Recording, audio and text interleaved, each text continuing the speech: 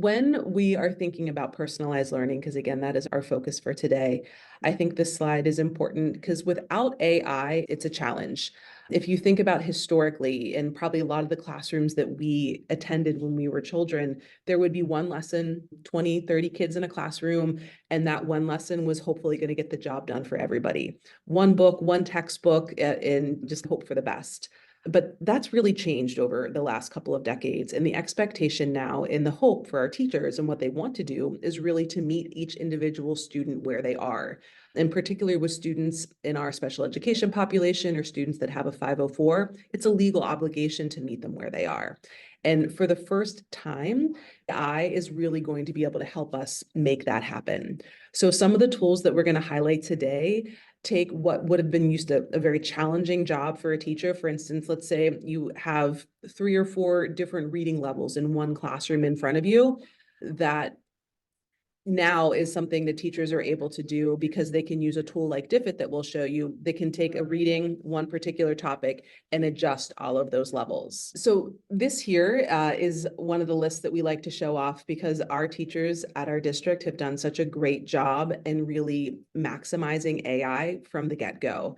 So they are doing things like using it for lesson planning, for using it as editors for work, encouraging our students to use it for that type of work as well. But the ones I want to highlight today with our lens of personalized learning, for instance, the lesson planner one, teachers are learning to write prompts into their AI bot for a lesson for a particular subject, but then they're doing a subset of that where they're able to put in the specifications for certain students in their class to make sure that they're getting alternate activities and alternate resources. And of course, they're not putting any personal information about the students in there. They're not putting in there, but they are able to create these generic prompts. Every time they put it in, the teachers are getting very differentiated lessons for the students in front of them.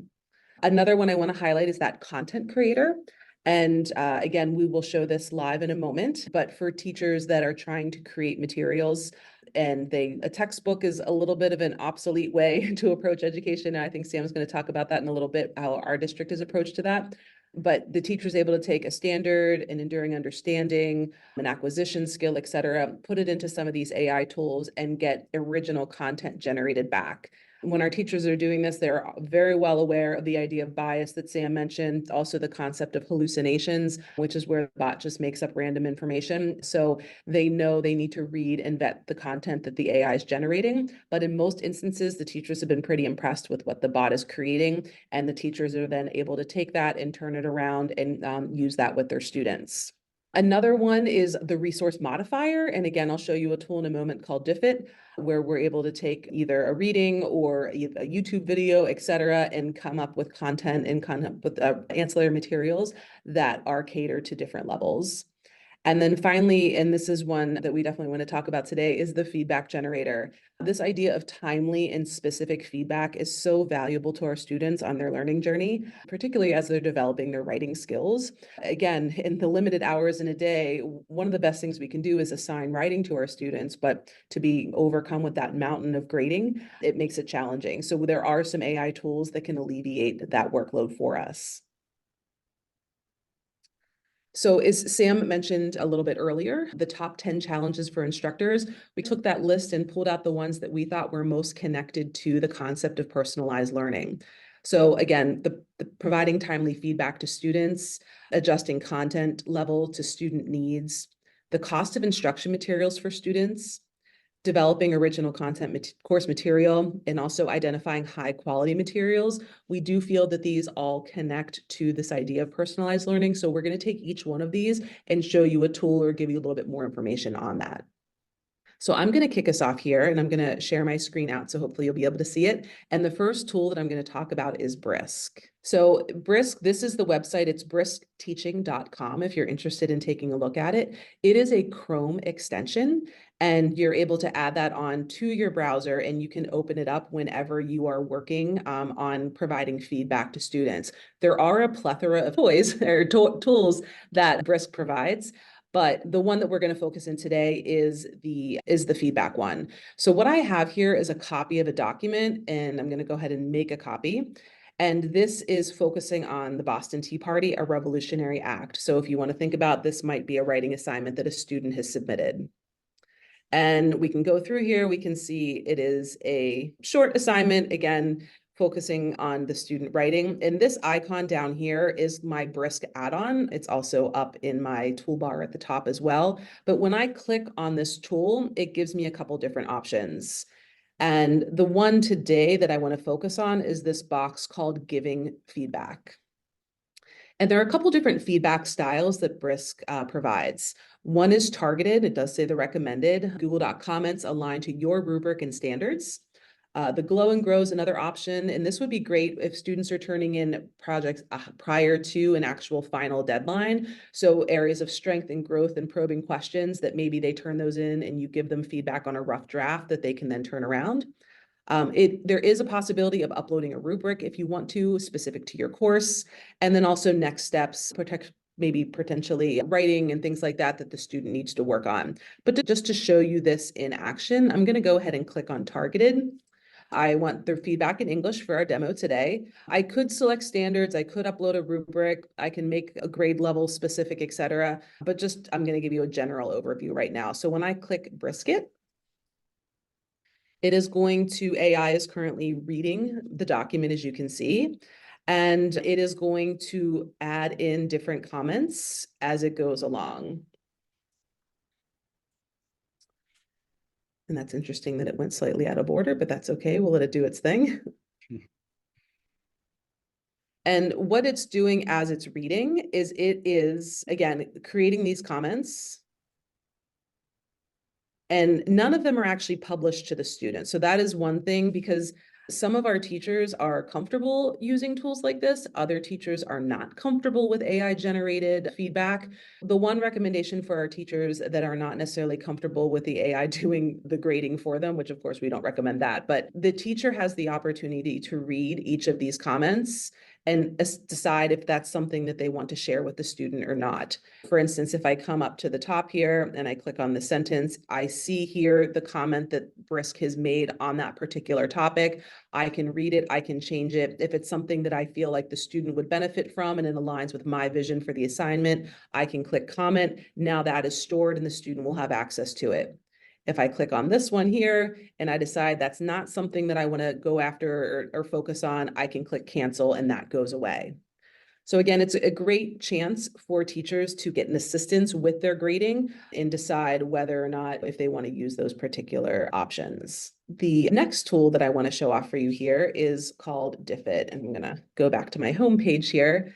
Diffit it has a free version. There's also a paid version, but the free version has a lot of great opportunities as well. And this is when we're thinking about how to get those just right materials, as it says there, for our students. And so their topics are using here. You can search literally anything. We could come over to the middle and we could put in a specific article or video URL to have content created. Or I can come over here and I could bring in text and excerpt. I can upload a PDF file, etc. But if I wanted to come over here and put in literally anything, I might put in here rise of the WNBA. Of course, the draft was like last night. It's pretty exciting stuff going on. I can put in this general topic. If I come over here, I can select the grade level. So I'll go 11th grade plus. You can also select a language. So if you have students that speak different languages from you, it's a great way to adapt the materials from English to whatever language they might need. And when I go ahead here and click generate resource, it is a little bar will load here as it goes through the process. Usually just takes a couple of seconds. And I want to show you the output and all the additional materials that Diffit will create for the teacher. And as I said, I put in here 11th grade plus, but let's say I have students that might be reading at a lower grade level. I can regenerate this same topic at a different grade level. So once I create one, I can make multiple versions, and then that way I can hand them out to my students and get the right level to the right student without causing too much distraction or without drawing attention to the students that might need a little additional support. So, oh, there she is, Caitlin Clark, first pick last night. But anyway, you can choose different images here if you want to, or you could have no image at all, because eventually you will be able to print these out or create a PDF, upload them into your LMS. This is the adapted reading. So this one is quite short. I can change the length if I want it longer. I can show sources, which will tell me where this content was coming from. It will give me a brief summary of the main points of the article if I want that. It will provide vocabulary if necessary. And all of these things, as the instructor, I can choose to include or not include. There will be a couple multiple choice questions or short answer questions, open-ended prompts if I want them. And then I can also move along and export to Microsoft or to Word and be able to get additional student activities. Lots of graphic organizers and things like that are good for particularly our K to 12 population. Sam, I'm going to pass it back over to you. So one of the tools that I wanted to showcase today, and I'll do it pretty quickly, is called MindJoy. And if you use the QR code on your screen, or if you go ahead and type in the URL at the bottom there, it's a class join code. When you go to the class, it's going to ask you to set up a free account. If you're comfortable doing that, go ahead and do it. You don't have to. I can demo this. But it's a really interesting concept to adding a teaching assistant to every single classroom. Now, full transparency, MindJoy is a paid subscription. We do not have this at Garnet Valley. It is quite expensive. It's about $500, but I'm hoping this comes down in price. There's also other free alternatives, maybe not as slick, that do the same quality of tutoring, which I'll show you in a second, but still do something very similar. So I want to go to and I'm going to sign in as a demo student, just so you can see what it looks like on the student side. So I set this up as a physics class that I teach. I know nothing about physics. I can't teach it. But imagine if I did know a little bit about physics and I had students in my class who needed a tutor, and I have upwards of 100 students that are on my caseload. It's really difficult for me to personalize the learning for every single one of them. If I had a teaching assistant, I certainly would have an easier time doing that. MindJoy becomes that teaching assistant for me. So I can embed this into my LMS, for example. I can share the link like I did with you. And this is Albert Einstein. I can change the image. I can change the back end of this. I just kept it generic. When you see some prompts there, and tell me a little bit more about the theory of relativity, I'm just going to click on that. It's going to give me that information. Now, there's some settings behind the scenes that allow instructors to upload their own content and also how they'd like the chat to respond. This is just giving the information, but there's a setting in there where it wouldn't necessarily give you information without having a few back and forth questions with the student. And I can say something like, I still don't understand. Please tell me another way. And again, you can imagine this for kids, students, higher ed or K-12. They're home, the teachers at home as well. They're not able to jump on a Zoom, answer a quick question. Parent may not have the ability to support the child in their learning. Having a system like this where the student can interact with the AI, to me, would be really be a game changer for the way teachers can leverage AI to support students. Now, one of the things I really like about MindJoy, which I'm hoping the price does come down, is the instructor side of this, right?